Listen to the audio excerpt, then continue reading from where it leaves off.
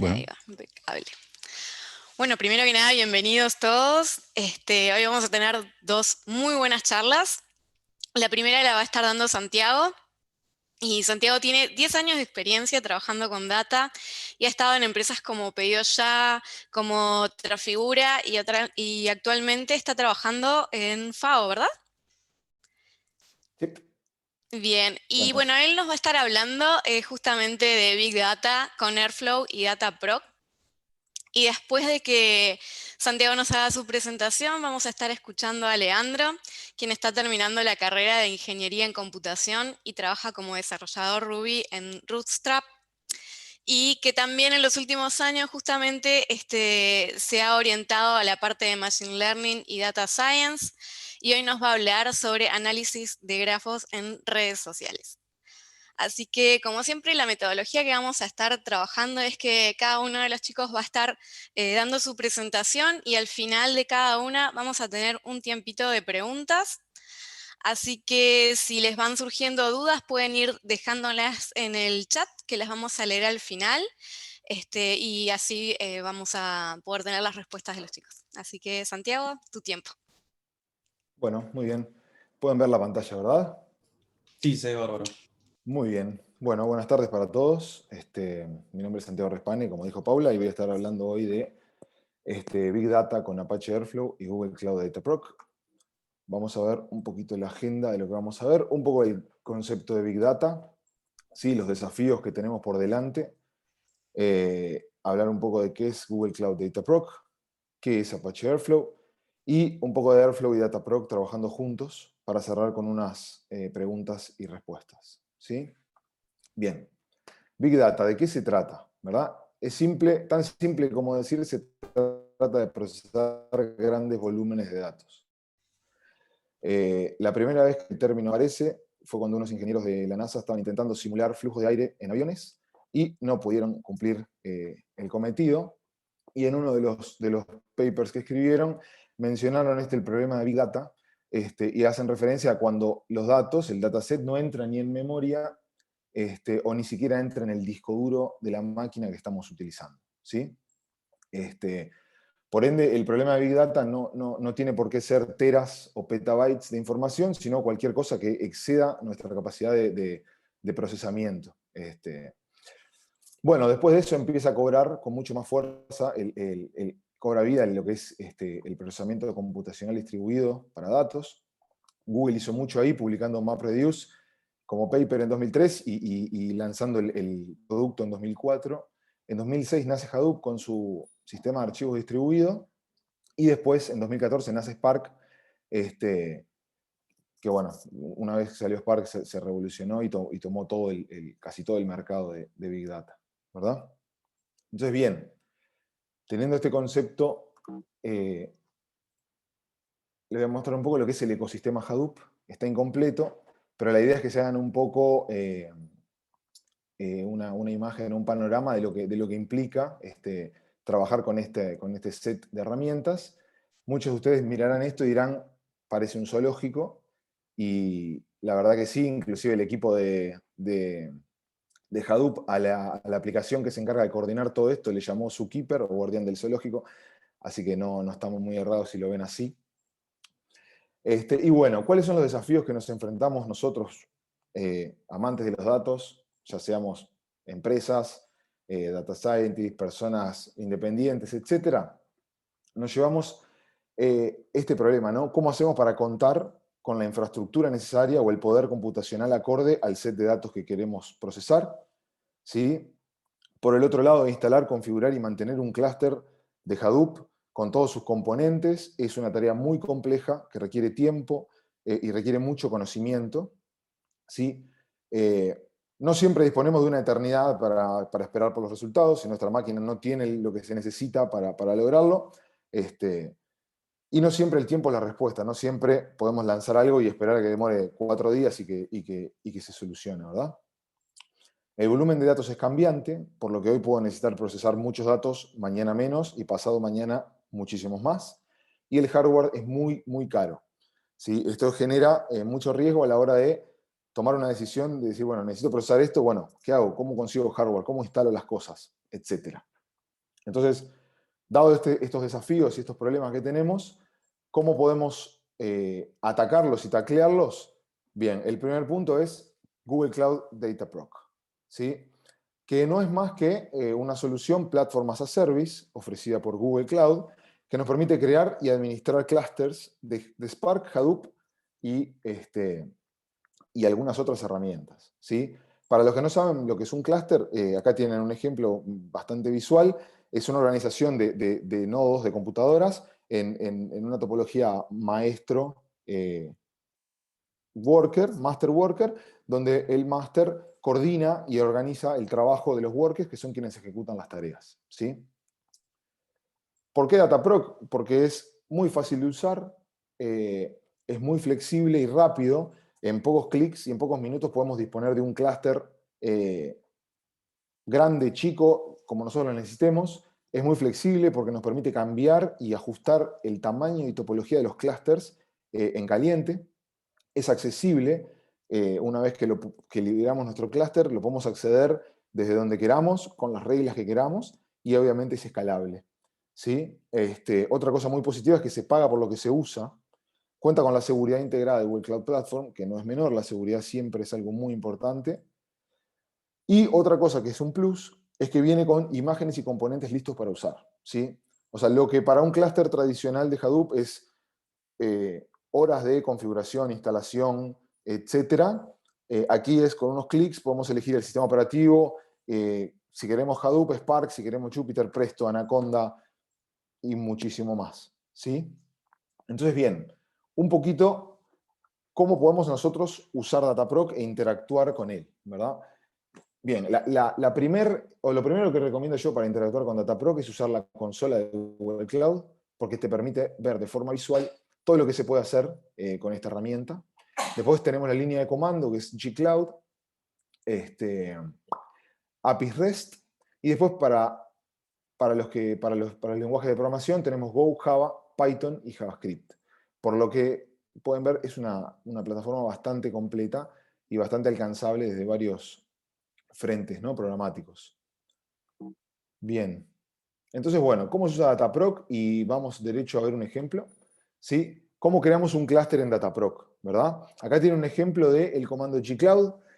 A través del comando gcloud dataproc cluster create, podemos crear un clúster donde podemos elegir la versión que queremos con el sistema operativo y sus componentes, el tipo de máquina, que esto lo vamos a ver ahorita, la cantidad de workers, el tipo de máquinas de los workers, los componentes opcionales, si queremos alguna inicialización, como por ejemplo instalar pip, y al instalar pip, instalar determinados paquetes de pip, también lo podemos hacer.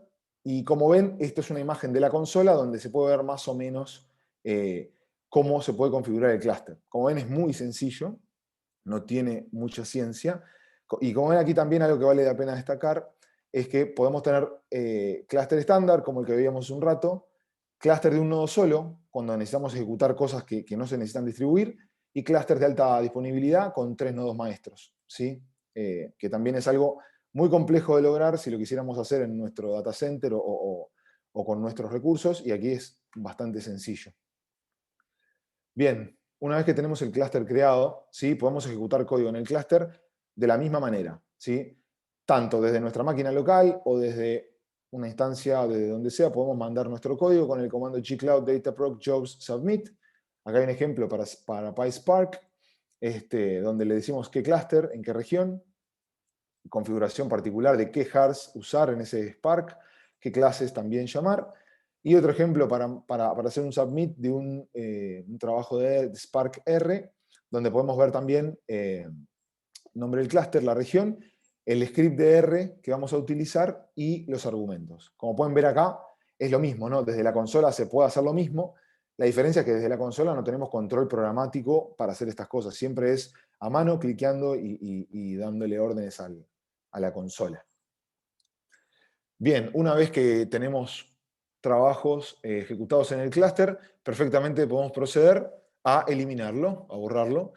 Como ven, es muy fácil, ¿sí? Acá se me escapó un backslash.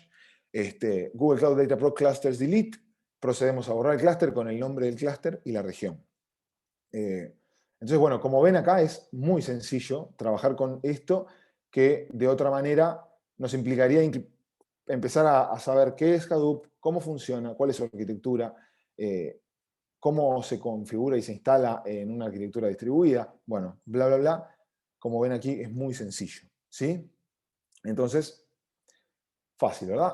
Entonces, bueno, ahora el tema de los costos es un tema no menor para nada, pero como ven, es bastante alcanzable, por así decirlo. Acá tenemos un ejemplo para un clúster single node, ¿sí? Un nodo solo, con 104 GB de RAM, 500 GB de disco sólido y 16 cores. El costo por hora aproximadamente es de $1.10, ¿sí? Y el costo por tener ese clúster 30 horas, o sea, una hora corriendo todos los días del mes, es de $33.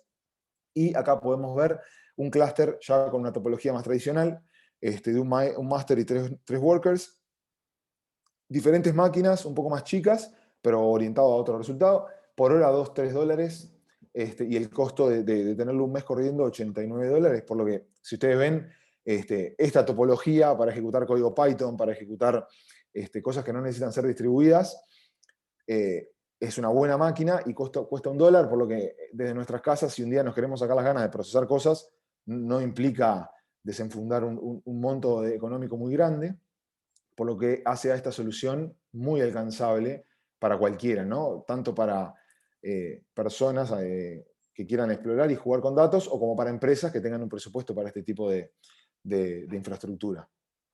Bien, entonces, acá hacemos un pequeño checkpoint de lo que es Dataproc, ¿sí? Entonces, bueno, Big Data as a Service, ¿sí? Lo único que tenemos que hacer nosotros es tirar nuestro código, asegurarnos que no tenga errores, y bueno, monitorear un poco lo que viene por ahí, ¿sí? Se encapsula toda la complejidad de adquirir la infraestructura y encapsular todos los componentes. Esto creo que está bastante claro. Es muy fácil disponer de recursos que serían muy complicados tener para procesar cualquier set de datos. Atrás de esto tenemos la infraestructura de Google, por lo que podemos tener clúster de 3.000 nodos. Digo, no sé en qué caso se puede necesitar, pero se puede.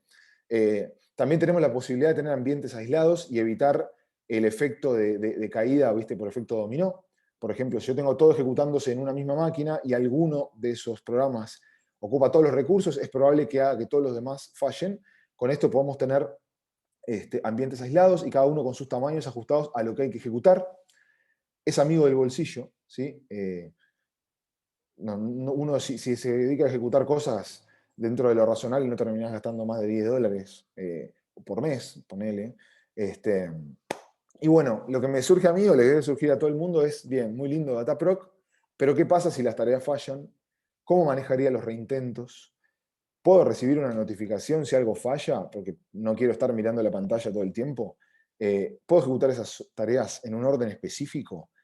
¿Y puedo eliminar mi clúster para que no siga gastando plata, ya sea cuando mis tareas fallen, o cuando mis tareas terminen, o cuando alguna tarea se quede colgada? ¿Sí? Todas esas preguntas pasan a otro concepto que ya no es tanto el de Big Data, sino es el concepto de orquestación, ¿sí? Y para la orquestación aparece otro muchacho que se llama Apache Airflow, ¿sí? Que es una plataforma open source hecha para crear, agendar y monitorear workflows, ¿sí? Está 100% escrita en Python y fue desarrollada originalmente por Airbnb en el 2014.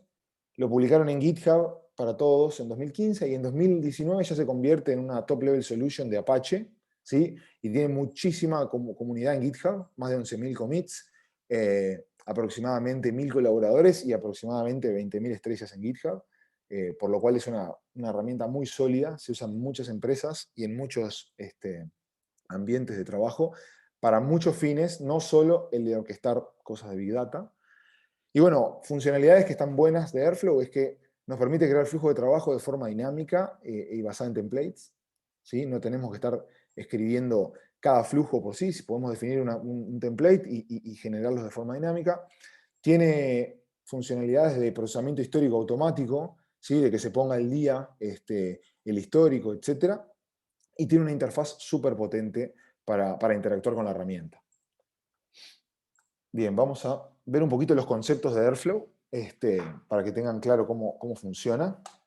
Bien, en Airflow todo empieza con un DAG, ¿sí? El DAG representa el flujo, ¿sí? Es el que tiene qué se va a hacer, en qué orden se va a hacer, con qué frecuencia se va a ejecutar, qué pasa cuando algo falla, etc. ¿Sí? Una tarea puede ser, no sé, armar tal reporte, ¿sí? Que implica ejecutar 3 tareas. Una vez que esas 3 tareas de extracción terminan, consolidamos la data y la guardamos en una tabla, por ejemplo, y si algo falla, que me avise, etc. ¿Sí? Eso está todo dentro del DAG, y DAG es una sigla de Directed Acyclic Graph, que son grafos acíclicos dirigidos.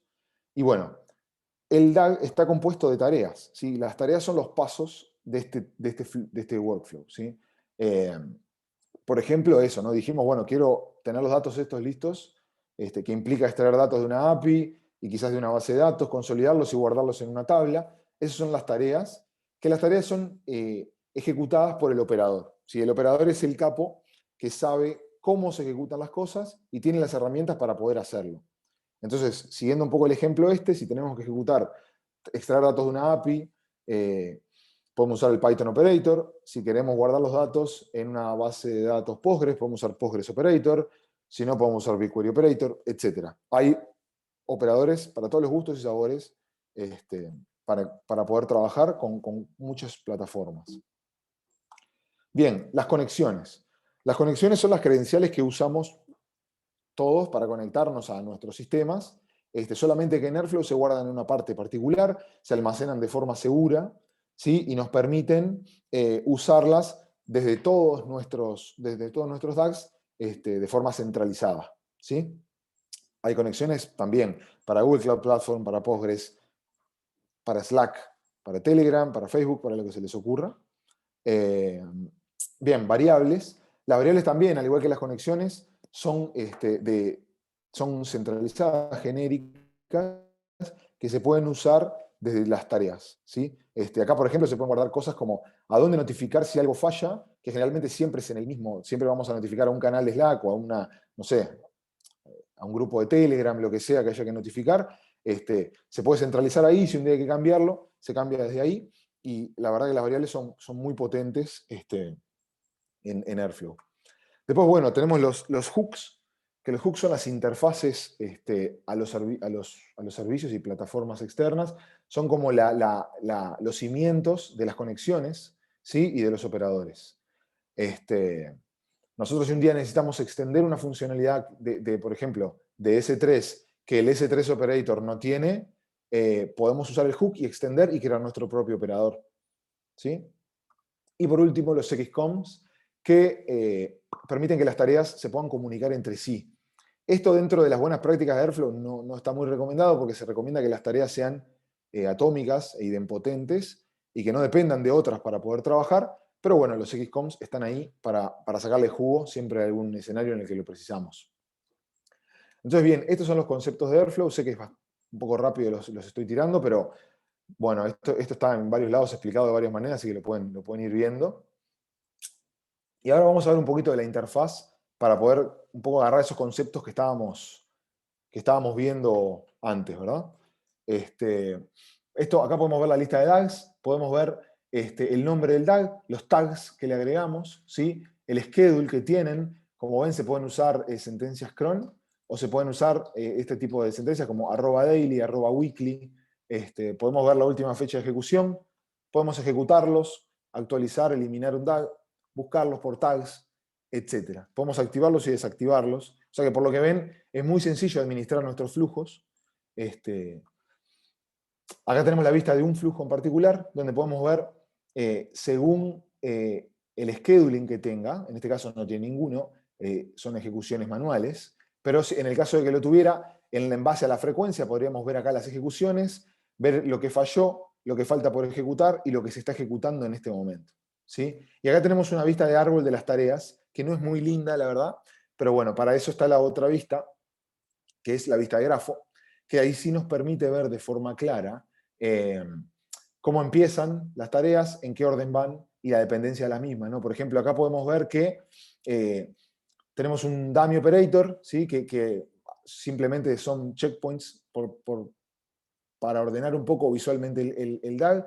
Después vemos que con un Dataproc Cluster Create Operator creamos el clúster, ejecutamos unas tareas en paralelo y después eliminamos el clúster, y después con un BigQuery Operator procesamos esa data que acabamos de procesar en Dataproc. ¿Sí? Entonces, en Dataproc hacemos el manejo de datos fuerte, ya sea sacarlo de una API y guardarlo en BigQuery, y en BigQuery hacemos las agregaciones y cálculos que tengamos que hacer. Bien. Entonces, otra vista que está muy interesante, que sería bastante complejo de lograr, es la vista de Gantt, donde podemos ver cuánto duran las tareas y cuánto se superponen. ¿Sí? Eso lo podemos ver para cada ejecución en la historia de todas las ejecuciones del DAG, y nos da una vista muy clara, ¿sí? De dónde puede estar el cuello de botella, etcétera, si algo anda lento. ¿Sí? Obviamente hay muchas más cosas, pero eso lo dejaré a los que les guste esto, que lo puedan mirar. Y bueno, por último, desde Airflow mismo podemos ver el código de los DAGs sin tener que ir a un repositorio, sin tener que ir a ningún lado, lo podemos ver de aquí. Y obviamente esto está encapsulado, como pueden ver, hay un usuario, ¿sí? Esto tiene una administración de seguridad basada en roles, por lo cual se puede deshabilitar la vista de código, se puede deshabilitar la parte de conexiones, se puede deshabilitar todo lo que sea seguridad y tener diferentes roles de acceso a la herramienta. ¿Sí? Bien, no sé si estoy yendo muy rápido, ¿no? Pero el tiempo apremia. Entonces, bueno, acá vamos a ver un poquito Airflow, Dataproc y Spark trabajando juntos. ¿Sí? Entonces, bueno, a través de Airflow podemos disparar estos DAGs, ya sea por el scheduler, como dijimos, a través de, no sé, diario, semanal, etc. Podemos a través de un HTTP request, desde otros DAGs también, y hay varias maneras de disparar estos DAGs, ¿no? Inclusive desde consola de comando, etc. se puede llegar a disparar. Después tenemos la creación del clúster, con un operador, Airflow a través del operador para crear el clúster, donde, como ya vimos hoy, le decimos la imagen, los componentes base que queremos, el tamaño del clúster, las reglas de autoescalado si las tiene, acciones de inicio si las tiene, la seguridad y las reglas de autoterminado. Sí, acá donde le podemos decir, si mi clúster queda sin hacer nada durante 10 minutos, que se autotermine, y no importa si está haciendo o no, si llega a 5 horas que se autotermine, simplemente para proteger el bolsillo, ¿verdad? Bien. Una vez que tenemos nuestro clúster creado, usamos para este caso el Dataproc PySpark Operator. Recuerden que tenemos tanto para Java como para R los operadores particulares de Java. Y desde acá podemos mandar nuestros trabajos en el orden que queramos, en paralelo, secuenciados, etc. Y podemos ejecutar las tareas que queramos, extraer datos, bajarlos a disco en el clúster, transformarlos, hacer lo que queramos hacer y después guardar los resultados en BigQuery, por ejemplo, o en cualquier otra base de datos, o en S3, donde queramos. Una vez que hicimos toda nuestra lógica, procedemos a destruir el clúster y listo. ¿Sí? Entonces, ¿qué tenemos acá? De alguna manera es infraestructura solamente cuando tenemos que ejecutar algo. Si no, no estamos pagando por nada, ni tenemos ningún servidor vivo, ni para nada. Solamente tenemos nuestro Airflow que se encarga de disponer, de crear y destruir la infraestructura. ¿Sí? Bien, ahora un poquito de código, para no ser puras slides. Y bueno, acá esto quería mostrarles para que vean qué simple que es instalar Airflow desde un ambiente Python. ¿Sí? Acá en una variable ponemos la versión de Airflow que queremos ejecutar. Hoy en día está la versión 2.0.1, es todas las imágenes que les acabo de mostrar y eso vienen de ahí. Obtenemos la versión de Python, ¿sí? Que tenemos en nuestro sistema. Airflow, para evitar cualquier tipo de problemas a la hora de instalar, creó unos endpoints con unas constraints que nos permiten, dada la versión de Airflow que queremos y la versión de Python que tenemos, decirle a la instalación, ojo que están estas constraints, y la instalación no va a dar error de ninguna manera. ¿Sí? Si utilizamos esto. Si instalamos Airflow sin el argumento de los constraints, podemos tener algún lío que otro. Y quizás si estamos en Windows más. Pero bueno. Pip install, Apache Airflow, podemos pasarle los componentes que queremos. Estos componentes se traducen en operadores. Si yo instalo Postgres y Google, tengo todos los operadores de Google Cloud, todos los operadores de Postgres. Si lo instalo con all entre los square brackets, voy a instalar todos los componentes. No se recomienda porque es mucha cosa, es muy pesado todo. Conviene ir instalando a medida que lo que vamos necesitando. Y bueno, como ven, Telegram, Spark, Amazon, lo que gusten. Eso es para instalar. Después un poquito de código Python para crear un DAG. ¿Sí? Acá podemos ver primero los imports, ¿sí? Donde importamos DAG de Airflow, los modelos de Airflow y de los operators de Dataproc. Importamos create cluster, cluster delete cluster y PySpark operator. Acá vamos a ver un poquito lo que es esos comportamientos que hablábamos de Airflow, donde tenemos cierta configuración para el DAG, donde podemos definir un owner, que ese owner se traduce en la columna owner de la lista de los DAGs. Si este DAG depende del pasado, ¿sí? ¿Cuál es la fecha de comienzo para este DAG? Que si nosotros habilitamos esto de auto backfill y que se actualice solo, con estas variables, con estos flags, podemos hacer que él, a partir del día que se lo indicamos, hasta el día de hoy se empiece a actualizar, ¿sí?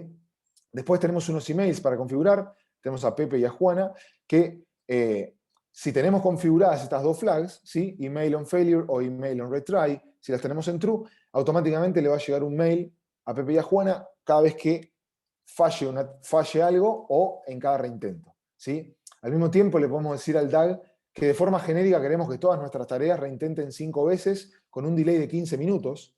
Esto que yo le dice acá fue para poner un ejemplo, no tiene mucho sentido poner tantos reintentos cada tanto. Quizás donde tiene sentido reintentar es cuando estamos pegándole una API y la estamos estresando y la API empieza a decir que no, que esperemos. Bueno, ahí se espera, ahí tiene sentido. Pero bueno, la composición de los retries varía mucho de qué estemos haciendo, ¿no? No siempre hay que darle retry a todo.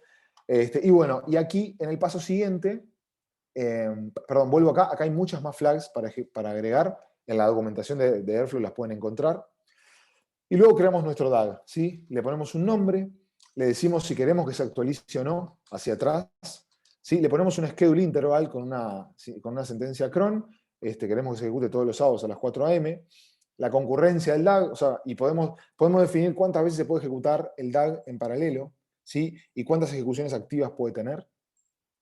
Y bueno, y acá le ponemos estos default arguments que definimos aquí arriba, ¿sí? Entonces, como ven, crear un DAG tampoco es complicado.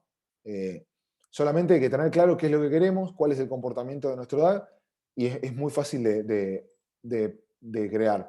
E inclusive es más fácil si usamos templates y usamos de forma declarativa, ¿sí? Bien, acá tenemos un poco el Create Cluster Operator de Dataproc. Yo lo que hice acá fue usar también, ¿no? Hardcodear todas las variables para que les quede claro cómo funciona, pero obviamente con templates esto se ve muy distinto. Le vamos a decir al clúster lo que vimos hoy, ¿no? ¿Con qué conexión me voy a conectar a Google Cloud? ¿Cuál es el nombre del clúster? Región, zona, cantidad de workers. En este caso es un single node cluster. El tipo de máquina, el disco duro que vamos a precisar para esa tarea, las acciones de inicialización, que en este caso es instalar pip, e instalar el SQL proxy de Google Cloud para conectarnos a una base de datos en Cloud SQL. Le vamos a decir que instale estos paquetes de pip, Cloud Storage, Cloud BigQuery, Cloud Secret Manager.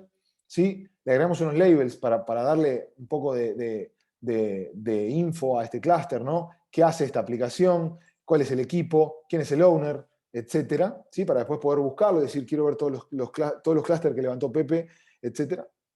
Tenemos la versión de la imagen que viene con el sistema operativo, los componentes, la red que vamos a usar y estos flags de time to live, idle y auto delete, ¿sí? También le podemos agregar unos tags que estos se van a ver reflejados en nuestras, por ejemplo, reglas de firewall que podamos tener. Al agregarle estos tags, las instancias de Cloud de Compute Engine que se van a crear en nuestro clúster van a tener estos tags incluidos, ¿sí? Y por último le decimos a qué DAG pertenece este create cluster, que es al DAG que acabamos de crear. Bien, ahora vamos a ver otra porción de código que es para mandar un job de Spark, de PySpark más específicamente, a nuestro clúster, ¿sí? Igual le decimos la conexión que vamos a usar, la tarea que vamos a estar ejecutando, el ID de Airflow, qué es el programa PySpark que vamos a ejecutar, cuáles son los argumentos que puede tener, los jars que vamos a usar, la clase que queremos levantar de alguno de los jars si es necesario, archivos extra, por ejemplo, si nosotros queremos usar algún módulo de Python que tiene código que queremos reusar, lo usamos, lo mandamos directamente al clúster y el clúster lo ve como un archivo local. Y bueno, a qué clúster le queremos pegar y en qué región está el clúster, ¿verdad? O sea, como ven, esto es muy parecido al comando gcloud, solamente que esto es a través de Airflow y obviamente en Python, ¿no? Bueno, bien. Una vez que mandamos el job, ya tenemos listo todo, ¿sí? Y bueno, el delete cluster operator no lo agregué porque me parece que no hacía mucha falta, ya lo vimos. Y bueno, ahora tenemos acá una solución un poco más completa, ¿sí? Donde podemos tener el control total del ciclo de vida de nuestros datos y de nuestra infraestructura, ¿no? Podemos disponer de una infraestructura, usarla y eliminarla. Al mismo tiempo que está levantada, la podemos monitorear, ¿sí? Tanto desde Dataproc, monitorear los servidores, las máquinas que estamos usando, y desde Airflow monitorear las tareas que tenemos en ejecución, ¿sí? Podemos manejar los reintentos, manejar las dependencias, manualmente hacer que las tareas reintenten, etcétera, cambiar los estados. Tenemos control total del ciclo de vida. También podemos recibir, obviamente, notificaciones a nuestros celulares, a nuestros grupos de Slack, a nuestro correo, si algo falla o si algo sale bien, ¿sí? Airflow cuenta con muchos operadores por fuera de Dataproc. Si quieren la lista, la pueden ver, es inmensa realmente.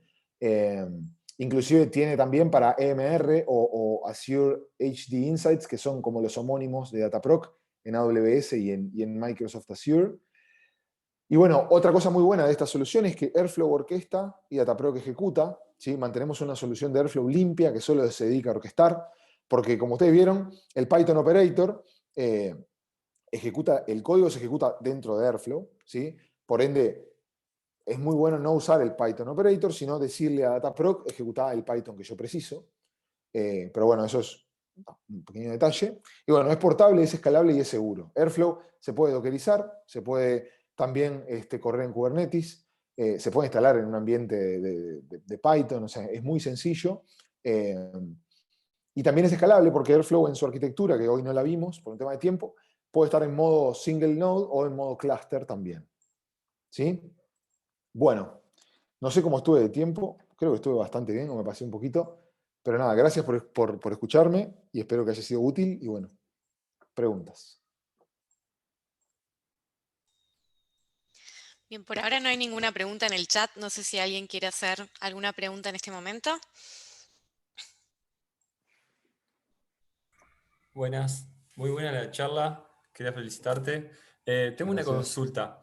La parte del principio sobre Dataproc, ¿dónde vive tu Big Data? ¿Cómo subís la Big Data? Parte de la base que esa Big Data ya está en Google Cloud Platform, ¿eso cómo impacta sobre el costo si vos tenés que subir tu Big Data a los servidores de Google?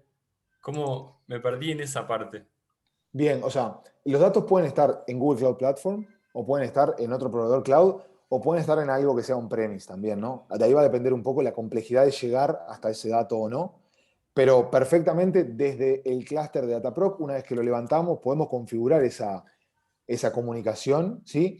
Y desde ahí podemos leer con Spark, o Spark o Spark R, o inclusive usar código Python para extraer las cosas. O sea que, sí, vos podés, inclusive en una acción de inicialización del clúster, podrías ahí mismo hacer una copia de tus datos, ¿sí? Sería una opción válida, o mismo con Spark empezar a leer de todos los orígenes disponibles.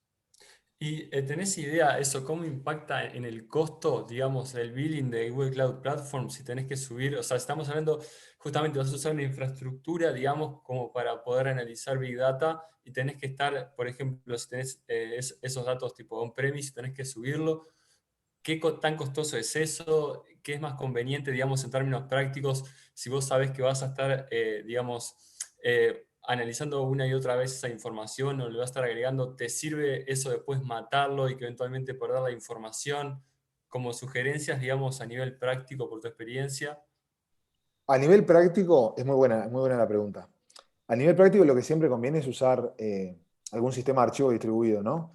Y preferentemente usar o S3 o Google Cloud Storage. Eh, yo no estoy 100% al tanto de todos los proveedores, pero la gran mayoría tienen una estrategia muy buena que es que el ingress de data no se cobra, pero sí se cobra el egress y el movimiento de datos interregión, ¿sí? Entonces, por meter datos hacia adentro no es tanto problema, el problema es cuando vos empezás a circular esos datos, ahí sí. Pero creo que usando un sistema como Google Cloud Storage, esos datos te van a quedar ahí siempre. Siempre conviene guardarlos de la mejor manera, ¿no? Comprimidos Ujú. y en formatos columnares como Parquet, o etcétera. Avro también puede ser una opción. Pero sí, esa es la mejor, lo más recomendable por lo menos. Impecable, muchas gracias. No, gracias a ti.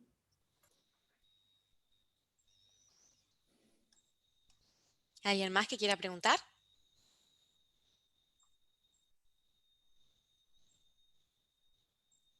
Yo voy a preguntar ahí, Santi. Eh, o sea, hoy día la tendencia es todo irse hacia la nube o aún hay algún movimiento que diga, bueno, ocupo, creo mi propio clúster y proceso mis propios datos on-premise? Que, A ver, yo quizás haya alguna razón para tener un clúster propio, ¿sí? Pero es muy arriesgado en materia de inversión, ¿sí? Por ejemplo, supongámosle que nosotros compramos 10 servidores que sean capaces de llegar de procesar determinado grupo de datos. Eso puede costar un dineral. eh, y al cabo de determinado tiempo, esos servidores van a quedar obsoletos de alguna manera, el fierro que compramos. Por lo que para mí, la tendencia es ir hasta la nube, hasta donde la nube nos deje. ¿Viste? Por ejemplo, si en Dataproc no está Kafka, ahí, bueno, ahí es mucho más complicado instalar Kafka en Dataproc. Ahí capaz que es más fácil instalarlo primero en Compute Engine, armar un clúster propio, de ahí generar imágenes de esas máquinas y después levantar Dataproc con nuestras imágenes. También es una buena jugada, pero creo que hoy en día data center on-premise, a menos que haya una razón muy particular para eso, es algo muy, muy riesgoso para asumir. Bueno, el único que sí, y nunca se va a cansar de comprar su on-premise, va a ser Google, va a ser AWS y Azure, ¿no? Ellos tienen los data centers más grandes del mundo, pero de resto creo que a nosotros nos conviene usar eso como servicio y, y bastante bien va, creo.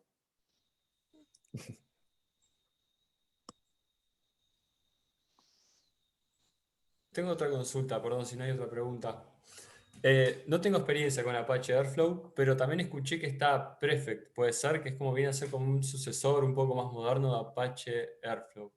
¿Tenés alguna Ah, idea, alguna diferencia? Si alguien tiene que empezar, ¿le recomendarías primero que vaya por Prefect en vez de Apache Airflow? ¿Cómo lo ves? no, mira, ahí sinceramente no conozco mucho Prefect y no te puedo decir si es mejor o peor o por dónde arrancar. Creo que Airflow lo que tiene es que hace muy simple el tema de generar workflows y si uno tiene experiencia con Python, es algo muy sencillo. Pero bueno, creo que está bueno que surjan herramientas nuevas que puedan challengear a las que ya existen y está bueno, le voy a pegar una mirada a Prefect porque la verdad no la vi en profundidad. Está impecable. Yo solamente había escuchado que era como otra alternativa, pero está. Buen dato, muchas gracias.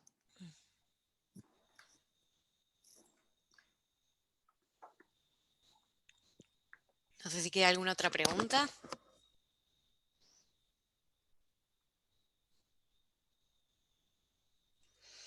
Bueno, en ese caso, muchas gracias Santiago, muy claro todo, la verdad. Y bueno, le damos el tiempo a Leandro entonces. Gracias.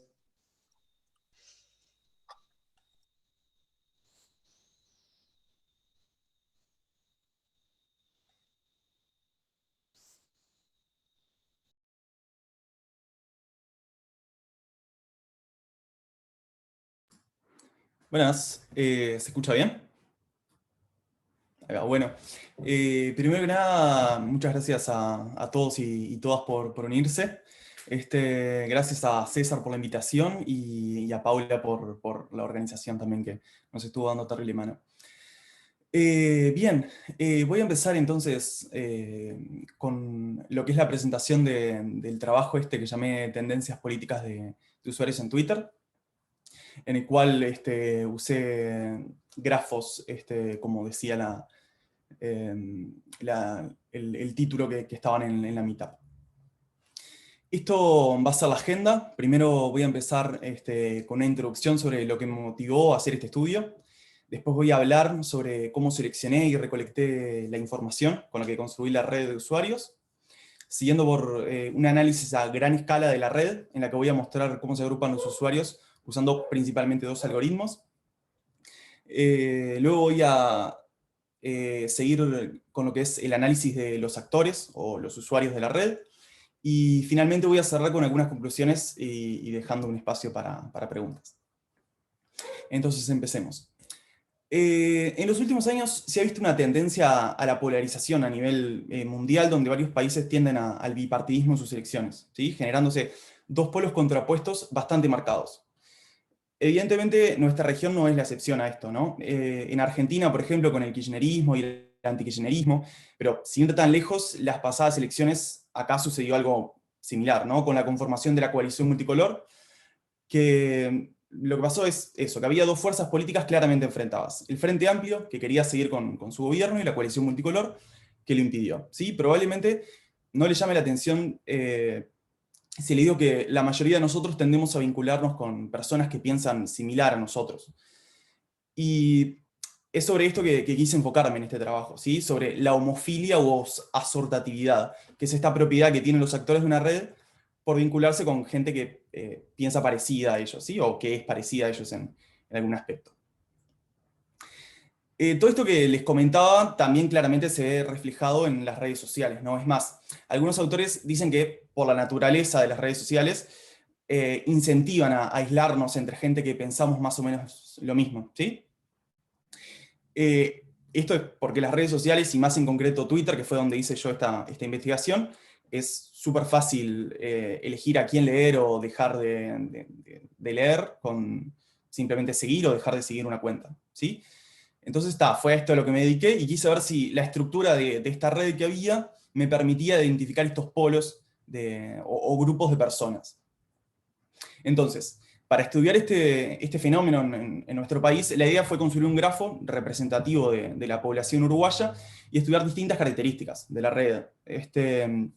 Para esto, naturalmente, como les decía, usé propiedades de grafos, así como técnicas y medidas de networking, que no voy a entrar demasiado en detalle, pero al final de la charla pueden preguntarme todo lo técnico que quieran, y si lo sé, con gusto voy a contestarles.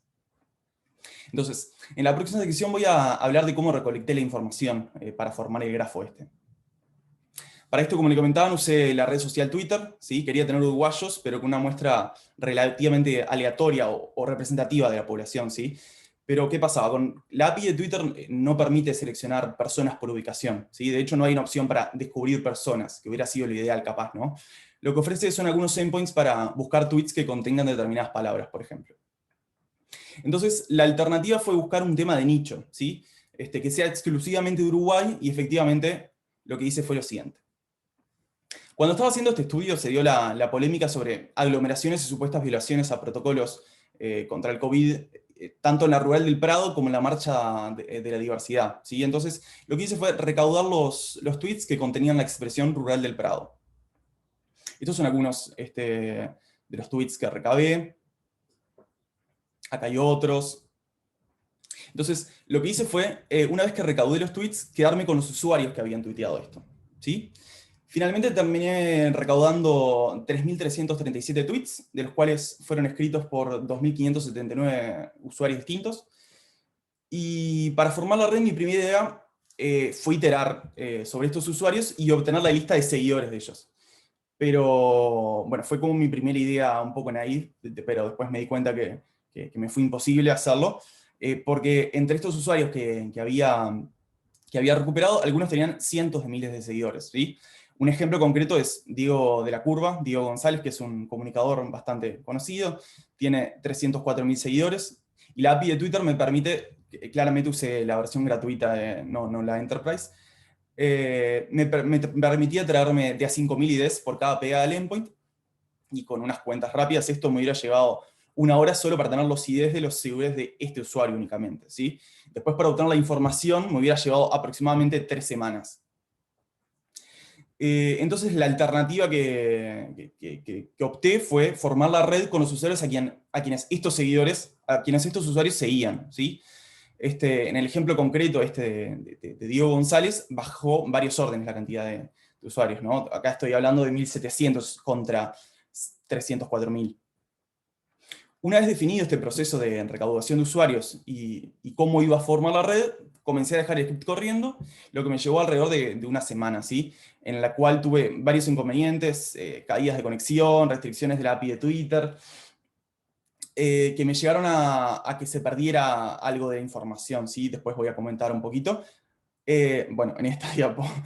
Y finalmente conseguí una red de un tamaño que me pareció aceptable, ¿sí? Que estaba formado por 1.224 usuarios y 22.636 estas relaciones de seguimiento, ¿sí? O aristas de mi red. En primera instancia, la red me quedó algo así horrible, ¿sí? Como la mayoría de estos estudios de networking, se forma, o sea, encontré lo que es una componente gigante, ¿sí? Que concentraba el 99% de los nodos. O sea que el 99% de los nodos, entre ellos por lo menos hay al menos un camino que los une. Bien, una vez que tuve la red construida, entonces comencé a analizar la estructura, ¿no? O sea, cómo se ve la red. Entonces, probé varios layouts. Los layouts son algoritmos de representación de grafos, pero el que más me convenció en este caso fue el que se llama Force Atlas, ¿sí? Que al mismo se le ingresan dos parámetros, uno de atracción y otro de repulsión, y los usa de la siguiente forma.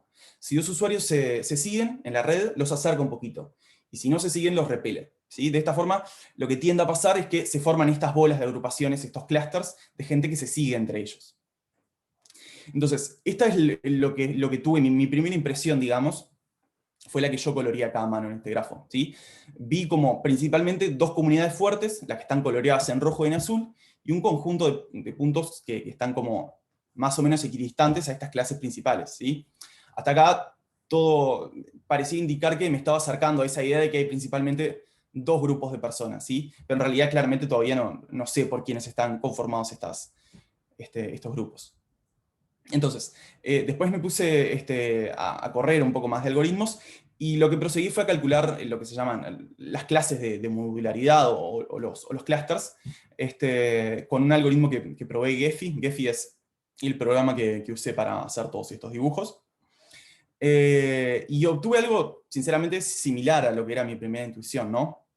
Ignorando la clase celeste, esta que está acá, que sinceramente no la estudié con demasiado detenimiento, ya puedo empezar a afirmar que hay al menos dos grupos de usuarios que se concentran entre ellos, ¿sí? También se puede ver acá en el medio cómo aparece esta clase que yo pintaba acá de verde, que aparece acá en una clase como equidistante a estas dos grandes clusters, ¿sí?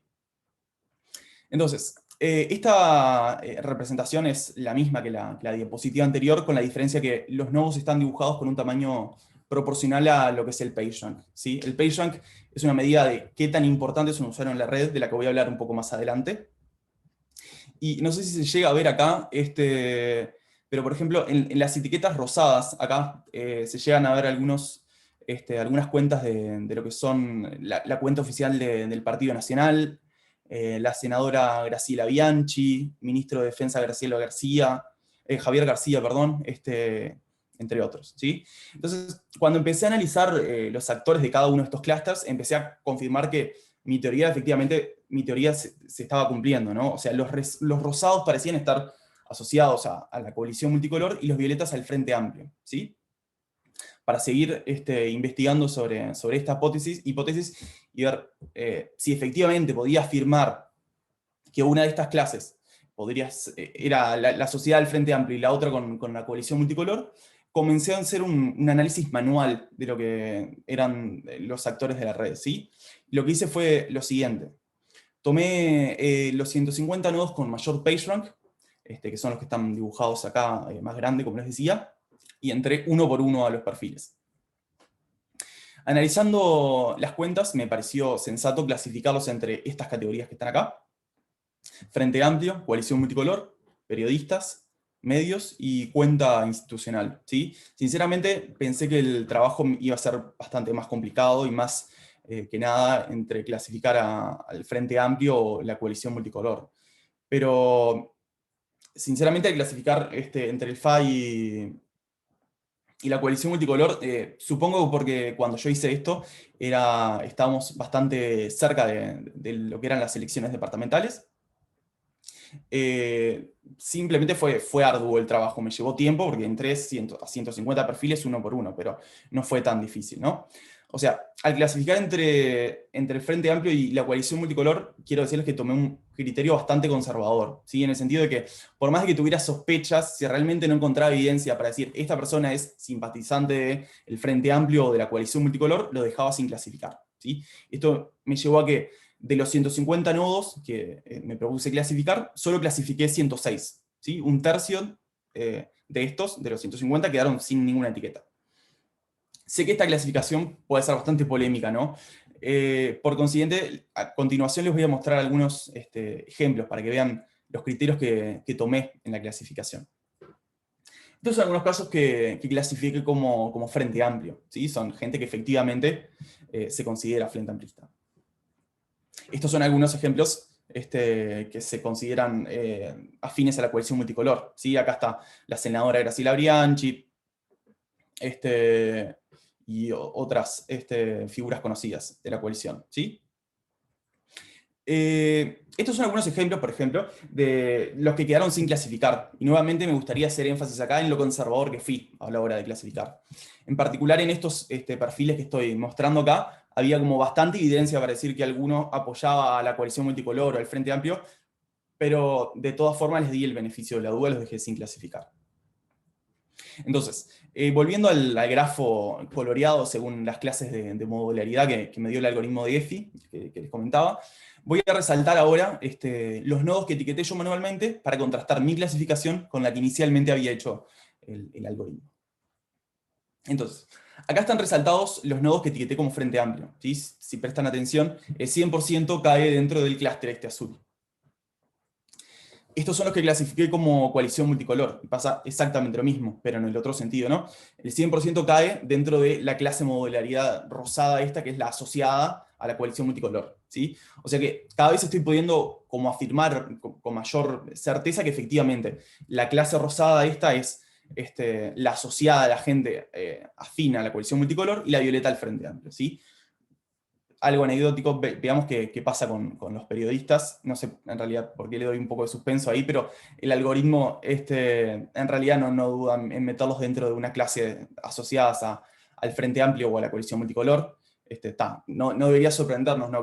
Ver que los periodistas tienen tendencias, o al menos que ver que gente con determinado perfil tiende a seguirlos y no así gente con otro perfil, ¿no? Bien, acá no sé si se llega a ver mucho, pero los que pertenecen a la clase central, esta que está acá, la verde, fueron los que etiqueté como medios o instituciones del Estado, ¿sí? Acá los nodos más grandes capaz que se puede identificar la cuenta de Telemundo, ¿sí? El informativo de Canal 12, la cuenta oficial del MIDES y la cuenta de la Oficina de Planeamiento y Presupuesto, ¿sí? De alguna forma tiene un poco de sentido, ¿no? Que estas queden acá en el medio, ¿no? Como equidistantes entre las dos clases, ¿no? Como si fueran imparciales, o al menos son seguidos por gente de ambas clases. Bien, así es como luce el grafo entonces donde están resaltados los nodos que etiquetan manualmente, ¿sí? De nuevo, los rosados son los etiquetados como coalición multicolor, los azules los azul claro mejor, como Frente Amplio, los medios como verdes, institucionales como azul y periodistas como naranja, ¿sí? Algo también anecdótico y que tampoco posiblemente les llame la atención, además de que casi no se ve en la imagen, es que medios tradicionalmente asociados a la derecha, como El País y El Observador, caen del clúster rosado, asociado a la coalición multicolor, así como asociados a la izquierda, como La Diaria y M24, caen acá en el que está asociado al Frente Amplio, ¿sí? Entonces, ahora ya con un porcentaje de los nodos clasificados manualmente, alrededor del 10%, lo que hice fue decidí usar un algoritmo semisupervisado para ver si podía predecir de alguna otra forma las tendencias de los usuarios que yo no había clasificado, ¿sí? Pero en este caso hice una versión simplificada, ¿sí? Del problema. Lo dividí en dos clases. Solo quería ver si intenté clasificarlos entre Frente Amplio o coalición multicolor. Para esto utilicé lo que son Graph Neural Networks, que son redes neuronales que tienen en cuenta características de los grafos, como la noción de adyacencia entre vértices. Bueno, evidentemente no las implementé yo, sino que usé, en particular usé lo que son Graph Convolutional Neural Networks, y están implementadas en una librería Spectral de Python, que personalmente desconocía, pero sinceramente tiene una buena documentación. Y en este caso, como entrada, tienen la matriz de adyacencia de los grafos y propiedades de los nodos en forma matricial. Bien, como evidentemente no cuento con la información real de cada uno de los usuarios, o sea, la verdadera clase, para medir la performance en el conjunto asumí que las clasificaciones correctas eran las que daban los algoritmos de modularización de EFI, ¿sí? Y estas son las métricas que obtuve, que, bien, no son tan malas, pero tampoco son tan buenas, ¿no? O sea, 61% de aciertos para el Frente Amplio y 72% para la coalición multicolor, ¿sí?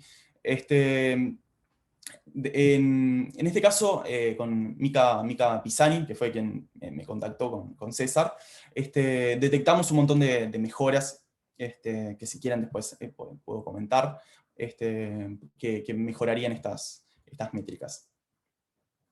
Entonces, a continuación voy a ver medio rápido el análisis a nivel de los actores de la red, ¿sí?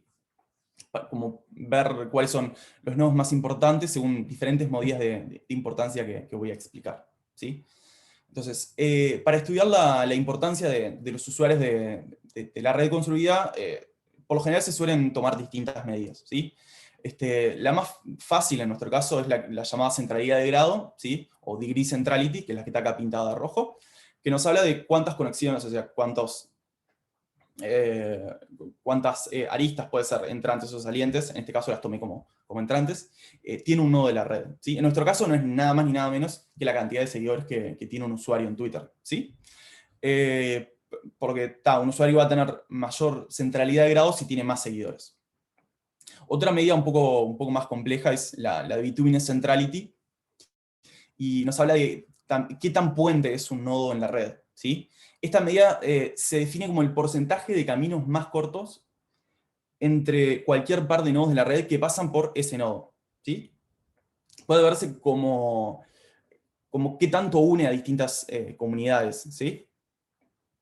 Y por último, otra medida de importancia bastante usada, y que en nuestro ejemplo, a mi criterio, tiene bastante sentido, es la noción de PageRank, ¿sí? El PageRank es una medida que originalmente usaba Google para ordenar la relevancia por relevancia las páginas que mostraban las búsquedas, ¿sí?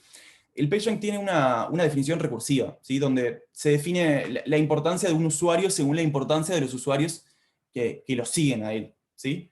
O sea, básicamente un usuario de la red va a ser importante si es seguido por usuarios importantes, ¿sí? Donde el paso base es que se definen todos con la misma importancia y después va convergiendo este algoritmo. Entonces, acá podemos ver los usuarios representados de forma, o sea, de tamaño proporcional a la centralidad de grado, que en nuestro caso, como les decía, los usuarios van a estar más grandes y tienen mayor cantidad de seguidores, ¿sí? Este es el ranking de los 4 más importantes, según la cantidad de seguidores.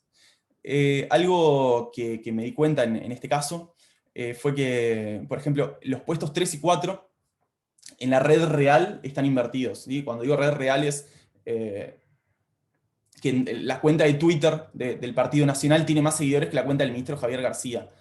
Pero en la red que construí no, es al revés, ¿sí? Esto me hizo que me diera cuenta que la red no representaba 100% la real, ¿no? Y acá es donde se ven los errores estos de capturas de información que les comentaba.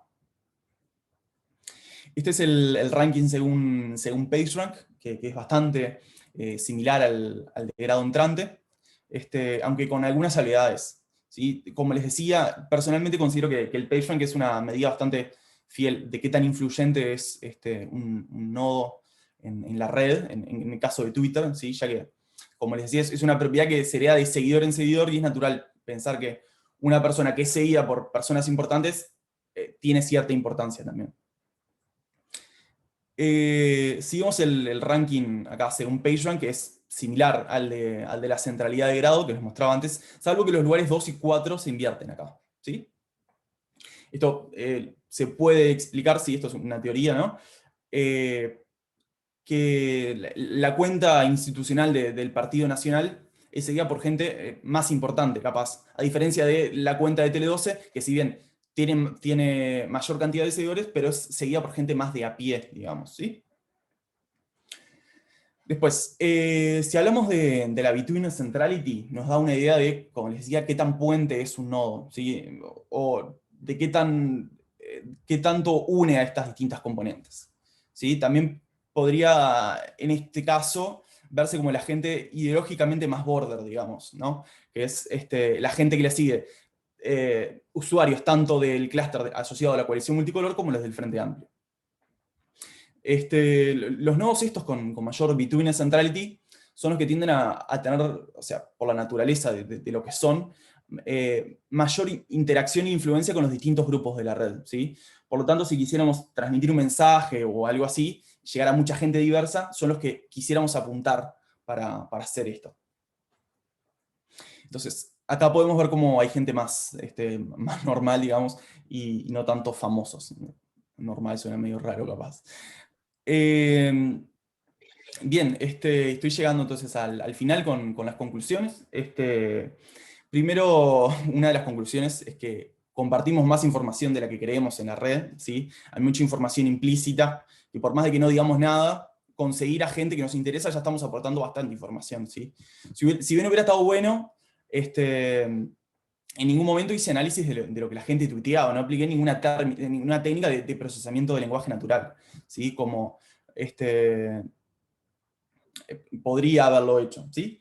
Después, que efectivamente se puede ver como la gran mayoría de los nodos se distribuyen en dos componentes grandes, teniendo que interactuar mucho entre ellas y poco entre la otra, ¿sí? Después, esto que hay dos clases de modularidad, siempre hablando de la gente que tuiteó Rural del Prado, ¿no? Y algo muy curioso que me pasó, es que las proporciones de los usuarios coinciden muy bien con los resultados de las últimas elecciones, ¿sí? En este trabajo la coalición multicolor representa el 50,07% de los usuarios frente al 49,93% del Frente Amplio, ¿sí? Y en el último balotaje las proporciones fueron muy similares. Habían sido de 50,79% de la coalición multicolor y 49,21% del Frente Amplio. Lo que me dice que, bueno, que de alguna forma por lo menos, no sé si es coincidencia o buena representación de los datos que tomé. Y bien, por acá estoy llegando al fin y dejo un espacio para preguntas entonces que quieran plantearme. Muchas gracias.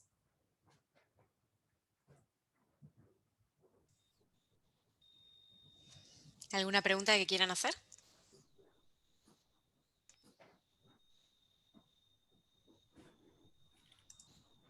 ¿Cómo andan? Primero que nada, felicitarte, muy bueno. Y me gustaría consultarte, por un lado, capaz que lo mencionaste al pasar y no te escuché, si el grafo tenía una única componente o más de una. Y por otro lado, si el grafo es dirigido o no, dado que vos dijiste que la relación era a quién sigue cada cuenta. Sí, primero, no, efectivamente no es, no es una única componente.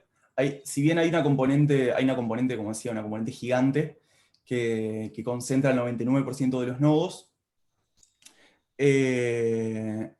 acá pueden verse varios distintos colores. Las clases había algo así como componentes no conexos, o sea, componentes disjuntas, había algo así como 30 capaz, o capaz que un poco más, porque tenía varios nodos aislados que en realidad después los saqué, ¿sí?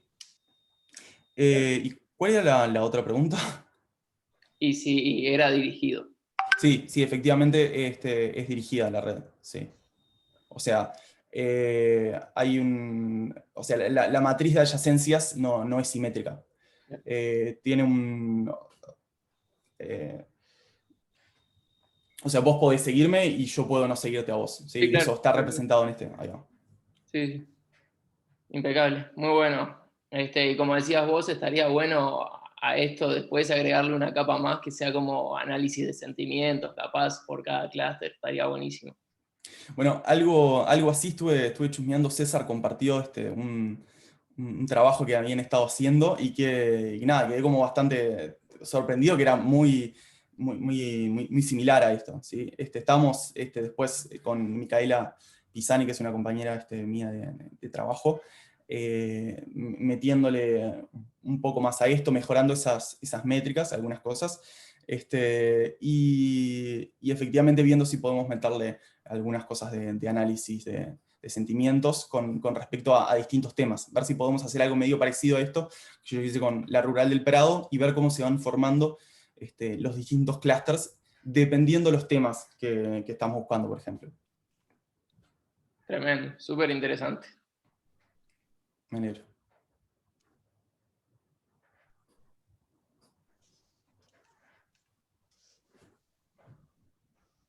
¿Alguna otra pregunta que quieran?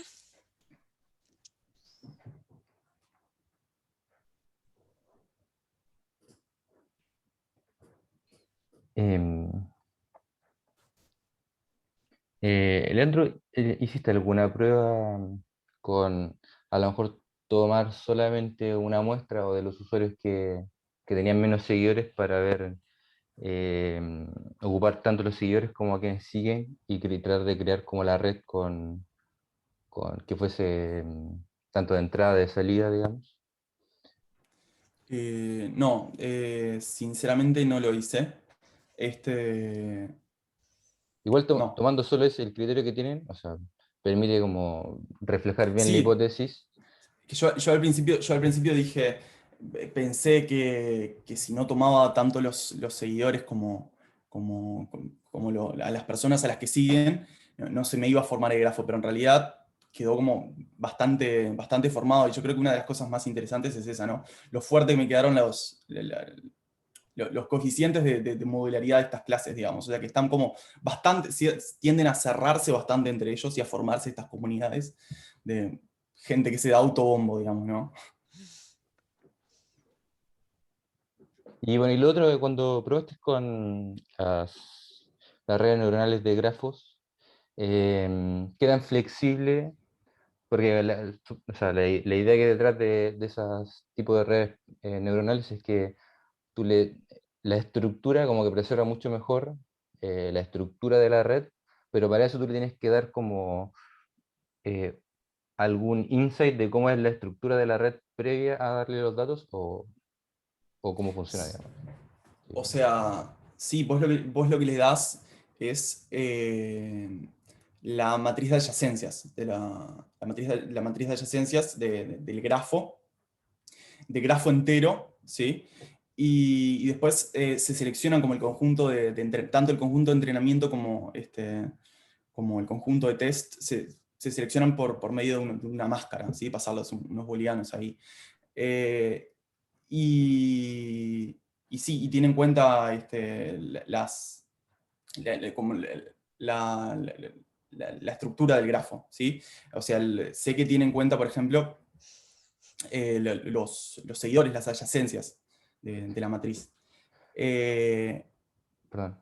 Ahí es, al principio le das como toda la red, la matriz de adyacencia de todos los usuarios que tienes, y después el Sí, input de la red es la red de cada usuario, digamos, ¿no? O a quien sigue.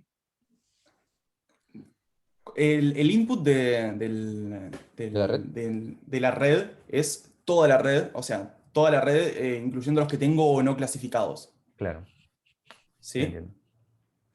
Y, y al principio la entreno con el conjunto que tengo clasificado y después tratás de generalizar eso. Claro. Y el enmascaramiento es como tomar pequeñas regiones de la red, digamos, ¿no? Sí, no regiones, en particular el enmascaramiento que yo usé fue usar, o sea, un porcentaje, usé el 70%, el 70% para entrenar de todo, de toda la red en particular, o sea, de los dos clusters, digamos. Perfecto. Gracias.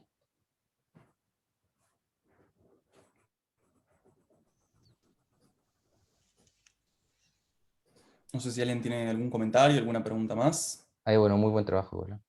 Súper Gracias. interesante.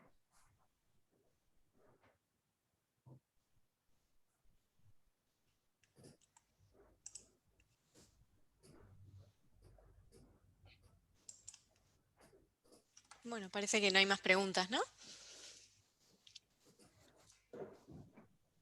Bueno, Bien. muchas gracias. Bueno, muchas gracias Leandro y Santiago, la verdad que las dos muy buenas charlas.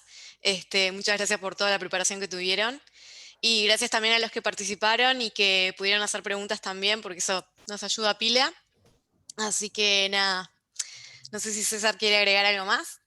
Bueno, que tenemos un grupo en Slack, así que si alguien se quiere sumar ahí al Slack y ayudar en la organización o lo que quieran, son bienvenidos. También si quieren exponer en otras versiones de la Meetup, también son bienvenidos. O si conocen a alguien que quiera presentar, también nos escriben. Y lo otro que les quería consultar es si alguien tiene alguna idea o le parece algo interesante que podríamos abordar en la Meetup en el futuro, que si lo quieren decir acá. Ah, bueno, voy a parar de grabar.